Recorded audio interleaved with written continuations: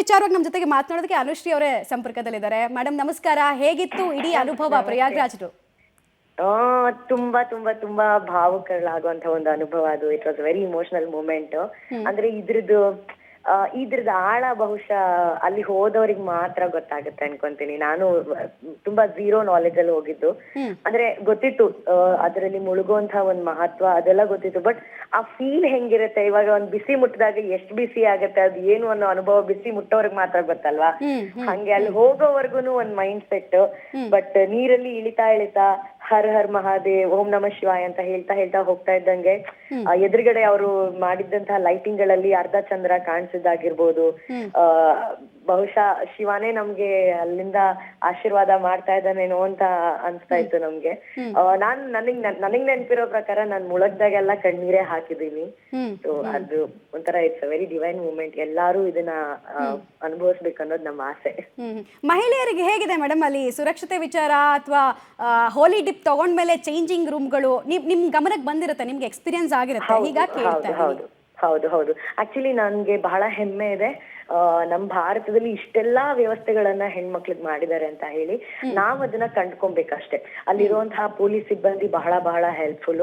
So ನಾವ್ ಹೋಗಿ ಅವ್ರ ಹತ್ರ ಕೇಳಿದಾಗ ನಮ್ಗೆ ಕರೆಕ್ಟ್ ಆಗಿ ಗೈಡ್ ಮಾಡಿದ್ರು. ಸೊ ನಾವ್ ಹೋಲಿ ಡಿಪ್ ಅದ್ರಲ್ಲಿ ಗಂಗೆಲ್ ಮುಳುಗ್ಬಿಟ್ಟು ಮಿಂದು ನಾವ್ ಎದ್ದು ಆಚೆ ಬಂದಾಗ ಒಂದ್ ಚೂರ್ ಮುಂದೆ ಒಂದು 100 ಹೆಜ್ಜೆ ಮುಂದೆ ಹೋದ್ರೆ ಎಲ್ಲಾ ಕಡೆ ಡ್ರೆಸ್ಸಿಂಗ್ ಚೇಂಜಿಂಗ್ ರೂಮ್ ಗಳಿದೆ. ಓಕೆನಾ? ಸೊ ಅಲ್ಲಿ ಹೋಗ್ಬಿಟ್ಟು ನೀವ್ ಆರಾಮಾಗಿ ಚೇಂಜ್ ಮಾಡ್ಕೊಂಡು ಬರಬಹುದು. ಸೊ ಕೆಲವರು ಅವ್ರವರೇ ಬಟ್ಟೆಗಳನ್ನ ಕಟ್ಕೊಂಡು ಸುತ್ತ ಅವ್ರವರೇ ಮಾಡ್ಕೋತಿದ್ದಾರೆ. ಬಟ್ ನಮ್ಗಾಗಿ ವ್ಯವಸ್ಥೆಗಳನ್ನ ಮಾಡಿದ್ದಾರೆ. ನನಗೆ ಸೋಫಾರ್ ಆತರ ಯಾವ ಪ್ರಾಬ್ಲಮ್ ಕೂಡ ಆಗಿಲ್ಲ. ಸೊ ಪೊಲೀಸ್ ಸಿಬ್ಬಂದಿ ಆಗಿರ್ಬೋದು, ಅಲ್ಲಿನ ವ್ಯವಸ್ಥೆ ಮಾಡಿರೋರಾಗಿರ್ಬೋದು, ಎಲ್ಲರೂ ಬಹಳ ನೀಟಾಗಿ ಅದನ್ನ ಫಾಲೋ ಮಾಡಿದ್ದಾರೆ. ಎಷ್ಟು ತನಕ ಇದ್ರಿ ಗಂಗೆಯ ಆಶೀರ್ವಾದ ಪಡೆಯೋದಕ್ಕೆ ಅಂತ? ಹೇಗಿತ್ತು? ಅಂದ್ರೆ ತುಂಬಾ ಜನ ಇದ್ರು. ಸೊ ನನ್ ಪ್ರಕಾರ ನಾವು ಗಂಗೆಯಲ್ಲಿ 10 ನಿಮಿಷ ಇದ್ವಿ ಅಂತ ಅನ್ಕೊಂತೀವಿ. ಬಿಕಾಸ್ ತುಂಬಾ ಓವರ್ವೆಲ್ಮಿಂಗ್ ಆಗಿತ್ತು. ಅಂದ್ರೆ ಅದೇ ಹೇಳ್ದಲ್ಲ, ತುಂಬಾ ಭಾವುಗಳಾಗುವಂತ ಒಂದ್ ಕ್ಷಣ ಅದು.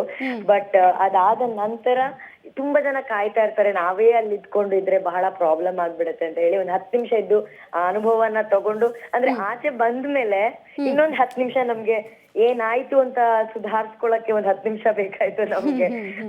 ಅದೊಂಥರ ಸ್ಟನ್ ಆಗ್ಬಿಡ್ತೀವಲ್ಲ, ಆತರ ಆಯ್ತು ಅದು. ಕರೆಕ್ಟ್. ಈಗ ಬರೀ ಪ್ರಯಾಗ್ರಾಜ್ ನಲ್ಲೇ ಇರ್ತೀರಾ ಅಥವಾ ಅಯೋಧ್ಯೆ ಅಥವಾ ಬೇರೆ ಬೇರೆ ಕ್ಷೇತ್ರಗಳಿಗೆ ಹೋಗ್ಬೇಕಂತ ಪ್ಲಾನ್ ಹೇಗೆ ಅಂತ? ಅಂದ್ರೆ ಖಂಡಿತವಾಗ್ಲೂ ನಮ್ಗೆ ವಾರಣಾಸಿ ಅದೆಲ್ಲ ಹೋಗ್ಬೇಕು ಅನ್ನೋ ಆಸೆ ಇದೆ. ಇವಾಗ ಹೊರಡ್ತಿದೀವಿ ನಾವು ಅಲ್ಲೆಲ್ಲ. ಅಯೋಧ್ಯೆಯಲ್ಲಿ ನೋಡ್ಬೇಕು ಬಾಲರಾಮ ನಮ್ಗೆ ಎಷ್ಟೊತ್ತಿಗೆ ದರ್ಶನ ಕೊಡ್ತಾರೆ ಅಂತ ಗೊತ್ತಿಲ್ಲ ನಮ್ಗೆ. ಪ್ರಯತ್ನ ಅಂತೂ ಮಾಡೋಣ. ಅಲ್ಲಿ ಹೋಗಿ ದೇವ್ರ ಕರೆ ಬಂದು ದರ್ಶನ ಸಿಕ್ಕಿದ್ರೆ ಅದಕ್ಕಿಂತ ಇನ್ನೊಂದು ಅದ್ಭುತ ಇಲ್ಲ ಅಂತ ಅನ್ಕೊಂತೀನಿ. ಎಷ್ಟು ದಿನದ ಜರ್ನಿ ಪ್ಲಾನ್ ಮಾಡ್ಕೊಂಡಿದ್ರಿ ಎಲ್ಲ ಸೇರ್ಕೊಂಡು ಒಟ್ಟಿಗೆ? ನಾವೊಂದು 5 ದಿನದ ಜರ್ನಿ ಪ್ಲಾನ್ ಮಾಡ್ಕೊಂಡಿದ್ವಿ. ಒಟ್ನಲ್ಲಿ ಒಂದು ಸ್ಪೆಷಲ್ ಮೂಮೆಂಟ್ ಅದು. ಪದಗಳಲ್ಲಿ ಎಷ್ಟೇ ಕಟ್ಕೊಡ್ತೀನಿ ಅಂದ್ರೂ ಸಾಧ್ಯ ಇಲ್ಲ ಅಂತ. ಇಲ್ಲ, ಯಾಕಂದ್ರೆ ನೋಡಿ 144 ವರ್ಷಕ್ಕೆ ಒಂದ್ಸಲಿ ಆಗುವಂತಹ ಮಹಾಕುಂಭ ಮೇಳ ಇದು. ಅಂದ್ರೆ ಇದು ಎಷ್ಟು ಜನಕ್ಕೆ ಸಿಗುತ್ತೆ? ಕರೆಕ್ಟ್. ಎಷ್ಟು ಜನಕ್ಕೆ ಸಿಗುತ್ತೆ? ಎಷ್ಟೊಂದ್ ಜನ ಹೇಳ್ತಾರೆ ಇದು ಕಲಿಯುಗ, ಇಲ್ಲಿರೋರೆಲ್ಲ ಪಾಪಿಗಳು, ಹಂಗೆ ಹಿಂಗೆ ಅಂತ ಏನೇನೋ ಹೇಳ್ತಾರಲ್ಲ. ನನ್ ಪ್ರಕಾರ ಆ ಕ್ಷಣ ನನ್ಗನ್ಸದೆ ನಾವು ಪುಣ್ಯ ಮಾಡಿದೇವ್ ಗುರು, ನಮಗ್ ಈ ಪುಣ್ಯ ಸಿಕ್ತಲ್ಲ ಅಂತ ಹೇಳಿ. ಯಾಕಂದ್ರೆ ಈಗ ಬರೋ ಜನರೇಷನ್ ನಿಮ್ಗೆ ಸಿಗಲ್ಲ, 100% ಸಿಗಲ್ಲ. ಮತ್ತೆ ಇನ್ನೊಂದ್ 144 ಇಯರ್ಸ್ ಅಂದ್ರೆ ತುಂಬಾನೇ ಅದು ಚಾಲೆಂಜ್. ನಾವು ನಿಜವಾಗ್ಲೂ ಪುಣ್ಯ ಮಾಡಿದೀವಿ. ಸೊ ಐ ಥಿಂಕ್ ಎಲ್ಲ ಹಿರಿಯರ ಆಶೀರ್ವಾದ, ದೊಡ್ಡೋರ್ ಮಾಡಿರುವಂತ ಒಳ್ಳೆ ಕೆಲ್ಸದಿಂದ ಆ ಪುಣ್ಯ ನಮಗ್ ಸಿಕ್ಕಿದೆ. ಉಳ್ಕೊಳ್ಳೋಕೆ ವ್ಯವಸ್ಥೆ ಯಾವ ರೀತಿ ಇದೆ? ಮತ್ತೆ ಲಂಗರ್ಗೆಲ್ಲ ಹೋಗಿದ್ದೀರಾ ತಾವು? ಅಲ್ಲಿ ತುಂಬಾ ಸಾಮೂಹಿಕವಾಗಿ ಅನ್ನದಾಸೋಹ ಎಲ್ಲ ಮಾಡ್ತಿರ್ತಾರೆ. ಯಾವ್ದೇ ಟೆಂಟ್ ಹೋದ್ರು ಅಲ್ಲಿ ಆತರದ ಅವಕಾಶ ಅಂತ ನಾನು ಓದ್ತಾ ಇದ್ದೆ ಒಂದ್ ಕಡೆ. ಸೊ ನಿಮ್ಗೆ ಆತರದ ಎಕ್ಸ್ಪೀರಿಯನ್ಸ್ ಆಗಿದೆಯಾ? ಅಂದ್ರೆ ನಾವು ಟೆಂಟ್ ತಗೊಳಕ್ ಆಗಿಲ್ಲ. ನಾವು ಸ್ವಲ್ಪ ದೂರದಲ್ಲಿ ಒಂದ್ ಹೋಟೆಲ್ ಮಾಡ್ಕೊಂಡ್ವಿ. ಟೆಂಟ್ ಸ್ವಲ್ಪ ನಮ್ಗೆ ಬಜೆಟ್ ವೈಸ್ ಸ್ವಲ್ಪ ಎಕ್ಸ್ಪೆನ್ಸಿವ್ ಅಂತ ಅನ್ಸ್ತು ನಾವು ಬುಕಿಂಗ್ ಮಾಡೋ ಟೈಮ್ ಅಲ್ಲಿ. ಲಂಗರ್ ಅಫ್ಕೋರ್ಸ್ ಅಲ್ಲಿ ಎಲ್ಲರೂ ಊಟ ಕೊಡ್ತಾ ಇದಾರೆ, ಪ್ರಸಾದ ಕೊಡ್ತಾ ಇದಾರೆ. ನೀವು ನಡ್ಕೊಂಡು ಹೋಗ್ತಾ ಇದ್ರೆ ಪ್ರಸಾದ ಕೊಡ್ತಾ ಇದಾರೆ. ಸೊ ನಾವ್ ಅದನ್ನೇ ತಿನ್ಕೊಂಡು ಎಲ್ಲ ಎಂಜಾಯ್ ಮಾಡ್ಕೊಂಡು ಹೋದ್ವಿ. ಆಟೋ ರಿಕ್ಷಾಗಳಲ್ಲಿ ಹೋದ್ವಿ, ಬೈಕ್ ಗಳಲ್ಲಿ ಹೋದ್ವಿ, ನಡ್ಕೊಂಡು ಹೋದ್ವಿ. So it was amazing. ಇವತ್ತೇನ್ ಪ್ಲಾನ್ ಮೇಡಮ್? ಅಂದ್ರೆ ಸಾಧು ಸಂತರನ್ನೆಲ್ಲ ಭೇಟಿ ಮಾಡುವಂತಹ ಅವಕಾಶ ಇದೆ, ನೋಡೋಣ ಅಂತ ಇದ್ರು ರಾಜ್ ಬಿ ಶೆಟ್ಟಿ ಅವರು. ಹೌದು ನಾವು ಅಖಾಡಕ್ಕೆ ಹೋಗೋಣ. ನಾನ್ ಯಾವತ್ತೂ ಅವ್ರನ್ನ ನೇರವಾಗಿ ನೋಡಿಲ್ಲ, ಅವ್ರ ಆಶೀರ್ವಾದ ಪಡ್ಕೊಂಡಿಲ್ಲ ನಾನು. ಸೊ ಇವತ್ತು ಅವ್ರ ಹತ್ರ ಹೋಗಿ ನೋಡೋಣ, ಮಾತಾಡೋಣ, ಒಂಚೂರು ಅವಕಾಶ ಸಿಕ್ಕಿದ್ರೆ ಅವ್ರ ಆಶೀರ್ವಾದ ಪಡೆಯೋಣ ಅನ್ನೋ ಆಸೆ. ಸೊ ಈಗ ಹೊರಡ್ತಿದೀವಿ ಅಲ್ಲಿಗೆ. ಈಗಲೂ ತುಂಬಾ ಜನ ಕರ್ನಾಟಕದಿಂದ ಅಲ್ಲಿಗೆ ಬರ್ಬೇಕು ಅಂತ ಆಸೆ ಪಡ್ತಿರೋರು ಇದ್ದಾರೆ. ಸೊ ನೀವು ಪರ್ಸನಲ್ ಎಕ್ಸ್ಪೀರಿಯನ್ಸ್ ಆಲ್ರೆಡಿ ಮಾಡಿರೋದ್ರಿಂದ ಏನೇನ್ ಮಾಡ್ಬೇಕು, ಏನ್ ಮಾಡಬಾರ್ದು ಅಂತ ಒಂದು ಸಜೆಷನ್ ಕೊಡೋದಾದ್ರೆ? ಓಕೆ, ಮೊದಲನೇದಾಗಿ ಇದು ಯಾವುದೋ ಒಂದು ನಾವು ಹಾಲಿಡೇ ಟ್ರಿಪ್ ಅಲ್ಲ. ಓಕೆನಾ? ಇದು ಒಂದು ಸ್ಪಿರಿಚುವಲ್ ಟ್ರಿಪ್, ಇದೊಂದು ಸ್ಪಿರಿಚುವಲ್ ಟೂರ್, ಇದೊಂದು ಆಧ್ಯಾತ್ಮದ ಟ್ರಿಪ್ ಅಂತ ಅನ್ಕೊಂಡು ಬರ್ಬೇಕು ಒಂದು. ಇನ್ನೊಂದು ನಾವು ಬರ್ಬೇಕಾದ್ರೆ ತುಂಬಾ ಲೈಟ್ ಆಗಿ ಪ್ಯಾಕ್ ಮಾಡ್ಕೋಬೇಕು. ಅಂದ್ರೆ ಅಫ್ಕೋರ್ಸ್ ಯಂಗ್ಸ್ಟರ್ಸ್ ಯಾರಾದ್ರೂ ಬ್ಯಾಕ್ ಪ್ಯಾಕ್ ಗಳು ಮಾಡ್ಕೊಂಡ್ ಬಂದ್ರೆ ಸೂಪರ್ ಆಗಿರತ್ತೆ. ಓಕೆನಾ, ಬ್ಯಾಗ್ ಹಾಕೊಂಡು ಆರಾಮಾಗಿ ಓಡಾಡೋ ತರ ಇಟ್ಕೋಬೇಕು, ಲೈಟ್ ಬಟ್ಟೆಗಳು ಇಟ್ಕೋಬೇಕು. ಎಕ್ಸ್ಟ್ರೀಮ್ ಕೋಲ್ಡ್ ಆ ತರ ಎಲ್ಲ ಏನಿಲ್ಲ, ಒಂದ್ ಜಾಕೆಟ್ ಏನಾದ್ರು ಒಂದ್ ಮಫ್ಲರ್ ತರ ಇಟ್ಕೊಂಡ್ರೆ that is more than enough.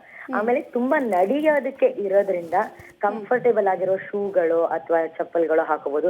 ಕೆಲವರಿಗೆ ಬರಿಗಾಲಲ್ಲಿ ನಡೆದ ಅಭ್ಯಾಸ ಇರುತ್ತೆ, ಸೊ ಅಂತವ್ರು ಅದನ್ನ ನಡಿಬಹುದು. ಬಟ್ ಈ ಸಣ್ಣ ಪುಟ್ಟ ವ್ಯವಸ್ಥೆಗಳು ಅಂದ್ರೆ ಪ್ಯಾಕ್ ಲೈಟ್. ಓಕೆನಾ, ಪ್ಯಾಕ್ ಲೈಟ್. ಅಂಡ್ ಇಲ್ಲಿ ನಾವು ತುಂಬಾ ಜನ ನಮ್ಗೆ ಹೇಳಿದ್ರು 29th ಚಾನ್ಸ್ ಇಲ್ಲ, ನೀವು ಹೋಗಕ್ಕೆ ಆಗಲ್ಲ ಅಂತ. ಸೊ ತುಂಬಾ ನೀವು ಸೋಷಿಯಲ್ ಮೀಡಿಯಾದಲ್ಲಿ ನೋಡಿ ಏನೇನೋ ನೋಡ್ಕೊಂಡೆಲ್ಲ ಬರಬೇಡಿ. ಇಲ್ಲಿ ಎಲ್ಲಾ ರೀತಿಯ ವ್ಯವಸ್ಥೆಗಳಾಗಿದೆ, ಯಾರಿಗೂ ಬೇಜಾರಂತೂ ಆಗೋದಿಲ್ಲ, ಮೋಸ ಅಂತೂ ಆಗೋದಿಲ್ಲ. ಸೊ ಲೈಟ್ ಪ್ಯಾಕ್ ಮಾಡ್ಕೊಂಡು ಒಂದ್ ದೇವರ ಒಂದು ನೀರಲ್ಲಿ ಗಂಗೆಯಲ್ಲಿ ಮುಳುಗೋದಕ್ಕೆ ಪ್ರಿಪೇರ್ ಆಗಿ ಬಂದ್ರೆ ಎಲ್ಲರಿಗೂ ಆ ಒಂದು ಅನುಭವ ಆಗೇ ಆಗುತ್ತೆ. ಪ್ಯಾಕ್ ಲೈಟ್ ಅದು ತುಂಬಾ important. Right madam, right. Thank you public TV ಜೊತೆಗೆ ಮಾತನಾಡಿದ್ದಕ್ಕೆ. ಸೊ ಇದು ಅನುಶ್ರೀ ಅವರು ಪ್ರಯಾಗ್ರಾಜ್ರಿಂದಲೇ ತಮ್ಮ ಅನುಭವವನ್ನ ಹಂಚಿಕೊಳ್ತಾ ಇದ್ದಂತಹ ರೀತಿ. ನಮ ಪಾರ್ವತಿ ಪತೆ ಹಾರ ಹಾರ ಮಾರೆ ನಮ ಪಾರ್ವತಿ